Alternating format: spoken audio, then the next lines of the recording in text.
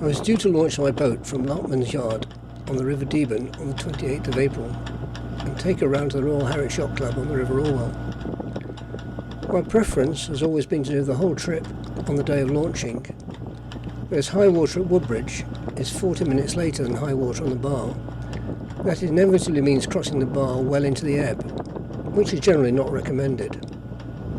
However, given a big enough tide and good weather, it's perfectly possible to make the whole trip in one day, provided you've worked out the latest time it's safe for you to cross. To do that, you need a recent chart showing the changes that may have occurred to the ever-shifting knolls and how that has affected the voyage and the channel depths. Trinity House routinely provides an updated chartlet early in the year. The chart can be downloaded free from the East Coast Pilot website. With luck, the voyage will have been moved to match, although one year I did arrive at the bar to find one of the buoys under tow. In recent years, Jonah, a member of the Yachting and Boating Forum's East Coast section, has produced drone views of the bar at low water, which give a welcome visual reality to the chartlet, although sometimes they can be pretty scary. The first of these drone views was taken on the 1st of April this year, when the height of tide was 0.3 metres above chart datum. The second one was taken at low water on the 28th April, again with 0.3 metres of water above chart datum. That was actually the morning I crossed the bar.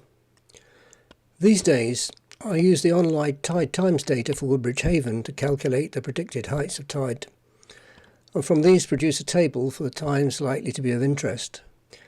As a check, I also look at the Harwich Harbour Authority data for Wadgate Ledge, which, although it has a greater tidal range than the Haven, ties in very close with the Haven data from about an hour after high water to an hour before low water, and has the benefit that you can monitor it live to see if there's any surge occurring.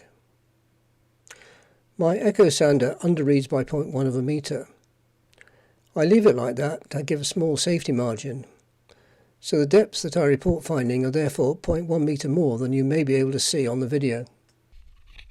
Larkman's Yard is about 3/4 of a mile above Woodbridge Marina, just short of Melton Bridge. 3 hours before high water at the tide mill, the river off Larkman's is still just a muddy trench. However, the depth increases rapidly.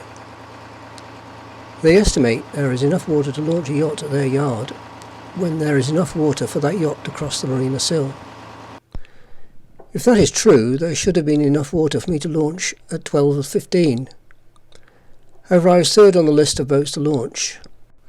I left Larkman's at 11 minutes past 1 and was off the marina entrance at 19 minutes past 1, where the tide, which was predicted to reach 2.81 metres over the sill, was still gently flooding. Only 5 knots of breeze had been predicted, but by the time I was off the mill, I had an apparent headwind of about 22 knots, which was knocking a good half knot off my boat speed. One of the best ways to save a bit of time getting out of the river is to take Loader's Cut, rather than go all the way around Troublesome Reach. My rule of thumb is that if there's enough water to get over the sill, there's more than enough water to get through the cut. The ebb soon started to take effect, and by Waldringfield my ground speed was up to 8 knots. As I approached the ferry, the sea breeze started to fade away, and we were down to the forecast 5 knots. Once past the ferry, ground speed crept quite rapidly to over 10 knots. It was at about this time I realised I'd made a major photographic error. I normally carry a cine camera and a GoPro, and I carefully recharged new batteries for both of them. When I started to fit them to cover the most important bit of the passage, I realised I hadn't packed them. I was keeping my fingers crossed the GoPro at least would keep on going, but it wasn't to be. Just before we got to Knoll Spit, the GoPro cut out, and I had to go down below and find my mobile to use the camera on that. That would have been okay, except in the bright sunshine, you couldn't see what I was filming in the screen.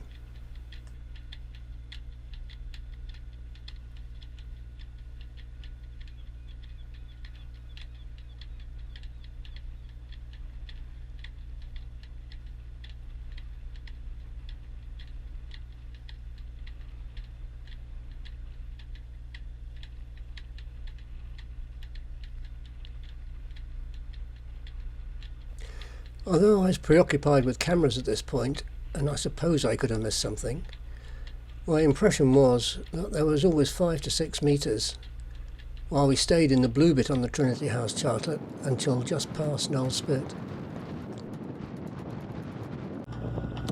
When passing between Knoll Spit and the Deben Buoy, the least depth I saw was 3.8 metres.